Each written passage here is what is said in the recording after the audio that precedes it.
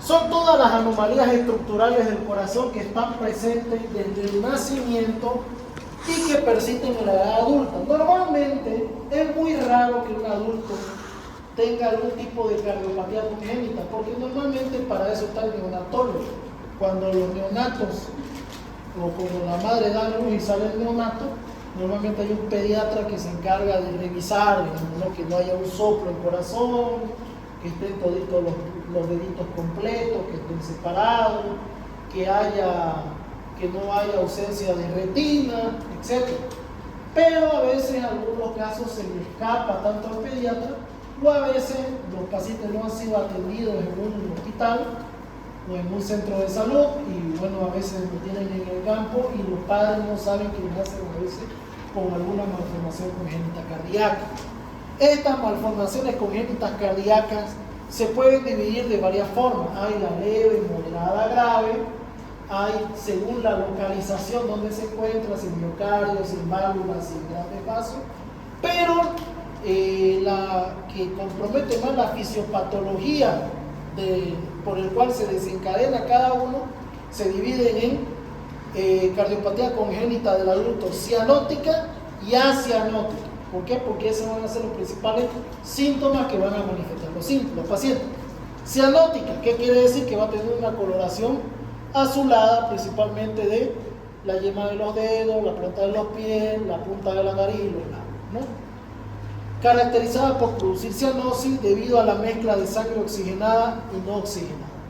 Acianóticas no causan cianosis, pero llevan a complicaciones como sobrecarga de volumen, pueden producir hipertrofias ventriculares, insuficiencias cardíacas de manera secundaria, ¿ya? Normalmente las acianóticas son las que más se le escapan a los pediatras. ¿Por qué? Porque como el paciente no manifiesta síntomas, no manifiesta cianosis, y a veces los soplos son imperceptibles en esa etapa, se le escapan al pediatra y estos pacientes pueden crecer con esta cardiopatía congénita. Pero recién empezar a dar síntomas cuando empiezan a cumplir los 18 o 20 años, cuando el cuerpo ya tiene mayor demanda física con respecto a la actividad física o a la actividad mental, ¿no? Cianótica. Las que entran en el grupo de cardiopatía congénita cianótica está la tetralogía de Fallot, está la transposición de grandes vasos y la atresia pulmonar. ¿Qué es atresia pulmonar? Es la oclusión total de la arteria pulmonar, ¿ya? Entonces, eso, digamos, el mecanismo directo de la atresia pulmonar. Si volvemos a dibujar el corazón, la arteria pulmonar, ¿de dónde sale? Del ventrículo derecho, ¿no es cierto? En este caso, un paciente con atresia pulmonar, esta arteria está totalmente obstruida, ya no está desarrollada. En esos casos, directamente el tratamiento es quirúrgico.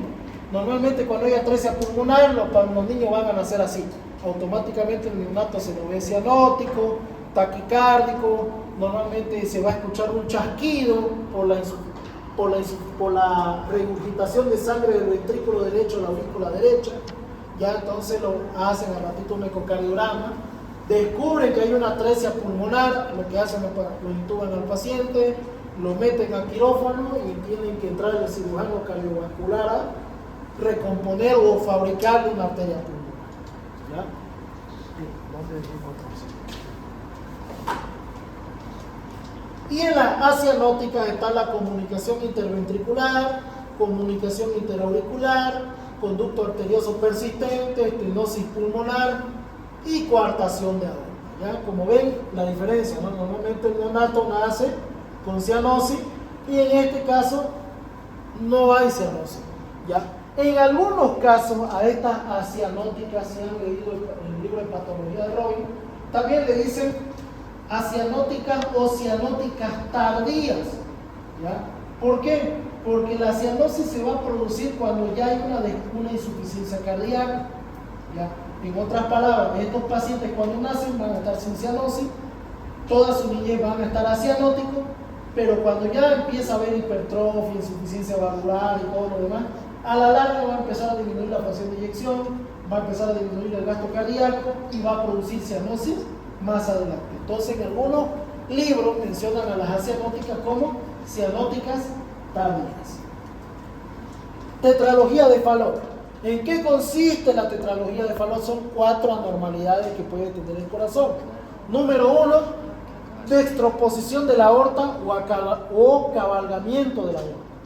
Estenosis pulmón de la arteria pulmonar, defecto del septo ventricular, puede haber una comunicación interventricular y aparte de eso una hipertrofia ventricular derecha. En otras palabras, si este paciente tiene una comunicación interventricular, ¿qué va a pasar al momento de la sístole? Se va a mezclar la sangre. 1. 2. Va a aumentar la cantidad de sangre de los ventrículos cuando hay una diástole, porque cuando hay una diástole todas las aurículas se vacían y van a querer llenar ese ventrículo que tiene sangre. Entonces esto va a causar que los ventrículos se distiendan y a la larga va a generar una hipertrofia ventricular, principalmente derecha. Ahora, ¿por qué se da la hipertrofia ventricular derecha? ¿Por qué? Porque al estar estenosada la arteria pulmonar hay una resistencia. Entonces tiene que haber aumento del miocardio para tratar de atravesar la resistencia de la estenosis pulmonar. Y ahora lo peor que viene es la destroposición o cabalgamiento de la aorta. Aquí no se logra ver, pero se lo voy a esquematizar así.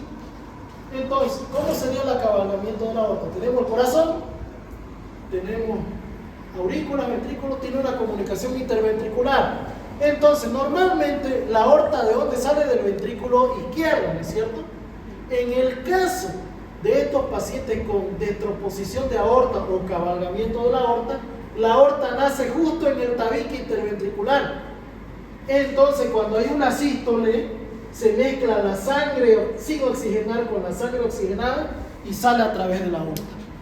¿Ya? Es por eso que este problema es bastante fregadito en los pacientes. ¿Por qué? Porque por más de que nosotros compensemos esa comunicación interauricular, preparemos la estenosis, la sangre se va a seguir mezclando. ¿Por qué? Porque esa aorta está dividida en dos y en vez de nacer solo del ventrículo izquierdo, nace de ambos ventrículos. Entonces toda la sangre al momento de la sístole va a salir por la aorta. Se dice, y por ende, como esta sangre sale a través de la aorta, a veces esto es incompatible con la vida. Entonces el procedimiento quirúrgico tiene que ser de manera rápida. ¿Qué más va a haber en estos pacientes? Es la forma más frecuente de cardiopatía congénita en el recién nacido. Síntomas son intolerancia al ejercicio y a la posición de cuclilla. Ha habido casos donde hay algunos que han llegado con esta patología, pero normalmente el principal síntoma es posición de cuclilla. Normalmente estos niños se sientan sobre sus rodillas y les empieza a faltar el aire. ¿Por qué? Porque al comprimir el retorno venoso se va todo hacia el corazón y lo empieza a sobrecargar, aumenta la precardia.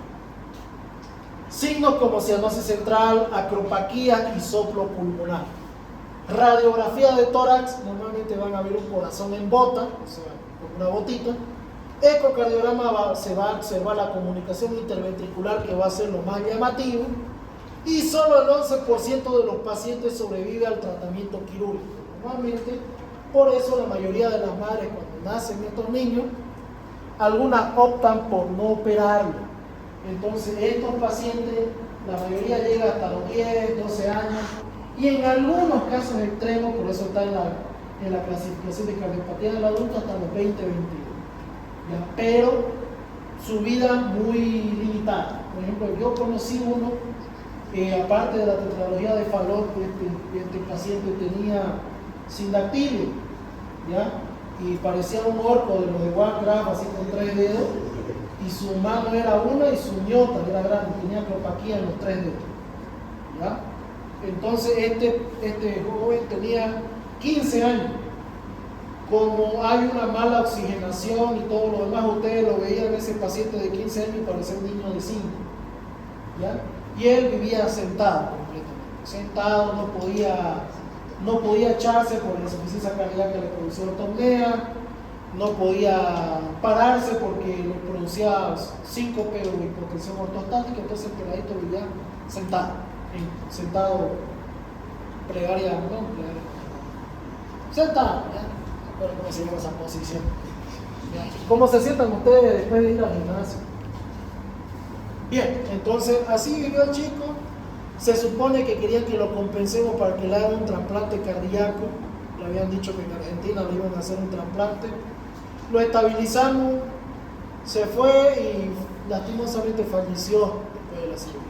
¿No? ¿Por qué? Porque muy tarde el trasplante, ya muy avanzado, muy descompensada la parte pulmonar.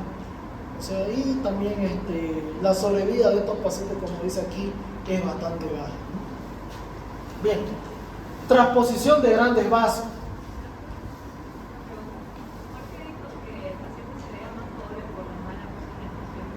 Por la mala oxigenación y por lo que no hay una circulación de nutrientes, ¿ya?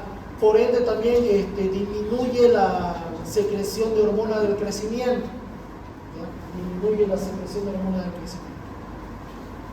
Transposición de grandes vasos. Se define por las grandes arterias que nacen del contrario de lo normal. Aquí está clarito. Normalmente, ¿cómo se ve? Tenemos la arteria pulmonar, sale del ventrículo derecho. La aorta sale del ventrículo izquierdo. En el caso de estos pacientes es al revés. Aquí la aorta nace del ventrículo derecho y la arteria pulmonar del ventrículo izquierdo. Ahora, ¿cuál es el problema ahí?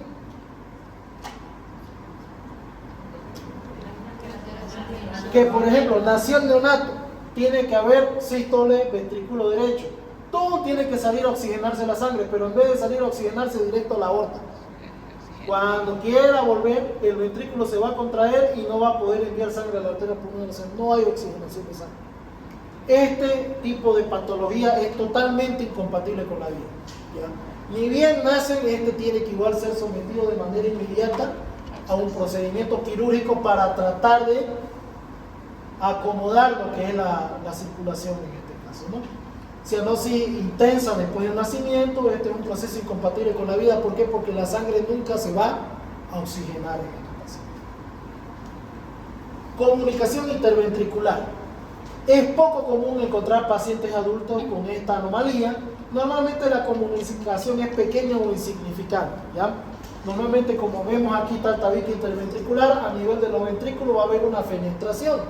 Normalmente sabemos que el tabique interauricular y el tabique interventricular en la etapa fetal está totalmente abierto. ¿Por qué? Porque el que se encarga de oxigenar la sangre es la placenta de la madre. Pero cuando ya el niño está por nacer y en el momento del parto, ¿qué pasa con esos tabiques? Se cierran. ¿Para qué? Para que cuando comience la sístole ventricular empiece el trabajo cardíaco y la oxigenación por parte del corazón. Pero en algunos pacientes, en el tabique interventricular no se cierra totalmente, deja una pequeña abertura, o a veces el tabique es fenestrado y deja pasar un poco de sangre, ¿ya? Eso a la larga no va a producir cianosis en estos pacientes, a corto plazo no va a producir cianosis en estos pacientes, pero sí va a producir una sobrecarga de volumen, principalmente en el ventrículo derecho. Entonces estos pacientes van a tener síntomas de hipertrofia de corazón derecho, van a tener edema, van a tener ascitis, van a tener hepatomegalia, ¿no? Pero a largo tiempo. ¿Por qué? Porque casi siempre esta comunicación interventricular no es total, sino parcial, ¿no? La tolerancia al ejercicio está levemente disminuida, ¿no? Por ejemplo, normalmente estos pacientes pueden correr, pueden trotar, pero si le dicen que vayan, como hace la mayoría de los que tienen mayor de 30 años, que piensan que por correr el rally de las estaciones van a mejorar su salud cardiovascular porque corren una vez cada semestre. Si corren eso, estos pacientes van a empezar a cansarse cuando ya empiecen a pasar los 300, 400 metros. Entonces, eso es un síntoma. Otro, soplo holosistólico. Entonces, este paciente, durante los sístoles se va a escuchar el soplo. Entonces, va a ser loop, loop, loop, loop, toda la sístole. ¿Ya? En el electrocardiograma puede haber signos de hipertrofia biventricular y principalmente de ventrículo derecho. La radiografía con agranamiento de la silueta cardíaca y el ecocardiograma va a haber flujo de las venas pulmonares aumentado. ¿Por qué? Porque como hay una comunicación entre ambos, la vena, normalmente si es el ventrículo izquierdo, esto va a regurgitar la aurícula y va a aumentar la presión de la arteria de las venas pulmonares. Tratamiento igual en estos casos es netamente quirúrgico. Ahora, pregunta, ¿qué tratamiento paliativo le darían a este paciente? Porque en el libro no les dice el tratamiento medicamentoso directamente el quirúrgico, pero ¿qué tratamiento le darían para estabilizar a este paciente hasta que lo operen? ¿Qué le podrían dar? Tenemos una comunicación interventricular. Por la comunicación interventricular va a ser hipertrofia de los miocardios. Saben que un miocardio que se hipertrofia se puede dilatar, y al dilatarse puede llegar a ser fibrilación. Entonces, ¿qué van a hacer? Disminuir la precarga. Pueden ir dando diuréticos, ¿no? Si el paciente está estabilizado, pueden darle diuréticos antiacídicos. Bien, ¿qué más le pueden dar? Tenemos que evitar la remodelación del miocardio. ¿Qué van a dar? Beta bloqueante, ¿no? Beta bloqueante, ya saben, se puede dar IECA, pero el beta bloqueante es el mejor medicamento que evita la remodelación del miocardio, ¿no? Entonces, eso pueden ir dando para ir compensando a estos pacientes. Algunos, si logran hacer dilatación y empiezan a hacer fibrilaciones, ya darán amiodaronas como antiarrítmico para evitar esto, ¿no? Comunicación interauricular. Varía entre pequeñas fenestraciones a grandes, siendo más común el agujero oval permeable. Este es mucho más, viene en mayores, ¿cómo se dice? En mayor prevalencia que la comunicación interventricular. Viene a formar parte de la trisomía 21 o síndrome de Down. Normalmente los pacientes con síndrome de Down pueden tener comunicación interauricular, entonces hay que revisar muy bien a estos pacientes, porque tal vez al pediatra se le escapa la niñez, pero cuando van creciendo hay que ir ocultando si no hay algún soplito por ahí, sobre todo diastólico, para corroborar si no está tal vez con una comunicación interauricular. Más común en mujeres. Yo creo que se han dado cuenta que volvimos a esta parte del corazón y es más común en mujeres. Yo creo que por la carencia de sentimiento, Diosito dijo, la vamos a fregar en la parte estructural ya que no tienen sentimiento. Entonces, la fregaremos aquí y lo haremos más común en mujeres. En el libro dice que es una predominancia de 2-1. ¿Qué quiere decir? 2 mujeres con comunicación interauricular y un hombre, ¿verdad? Normalmente los pacientes van a manifestar disnea de esfuerzo, dolor torácico y taquicardia, puede haber hipertensión pulmonar. ¿Por qué? Porque como hay comunicación interauricular, las aurículas se van a distender y sobre todo a la izquierda.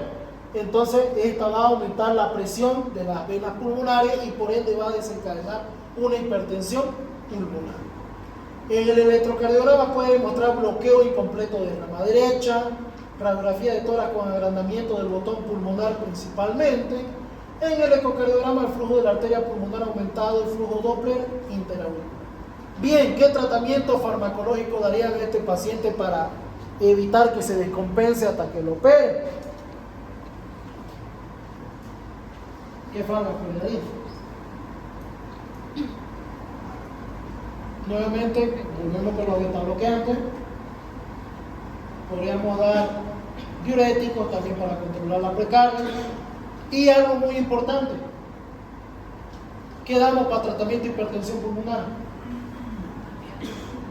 Viagra, sí, Viagra, pero se llama sildenafil, mamita. Sildenafil, tadalafil. ¿Para qué? Para disminuir la hipertensión pulmonar y eso no nos conlleve a hacer una insuficiencia cardíaca derecha a la larga, ¿no? Entonces, ese tipo de medicación se le puede dar hasta que se le opera al paciente. Estenosis pulmonar, esto ya lo hablamos. Hay algunos que nacen con estenosis pulmonar, es exactamente igual que lo que hemos hablado en valvulopatía. Ya no hay mucho que repasar. Y lo más común es detectado en el adulto, a veces es tan leve que no amerita tratamiento. La válvula es flexible, cónica, aquí vemos que está estenosada. Por ende, si está estenosada, ¿qué va a pasar con el ventrículo derecho? Se va a hipertrofiar, ¿no? Que va a haber un soplo sistólico desde la lactancia con un chasquido de eyección y evidencia de hipertrofia del ventrículo derecho, ¿no? Que hemos visto en hipertrofia del ventrículo derecho un aumento del voltaje, sobre todo en las derivaciones derechas, ¿no? D1, ¿qué más? B1, B2, B3, ¿no? Que se deberían hacer las derivaciones derechas, ¿no? Un aumento de voltaje en la onda. Y bueno, eso es todo. ¿Ya?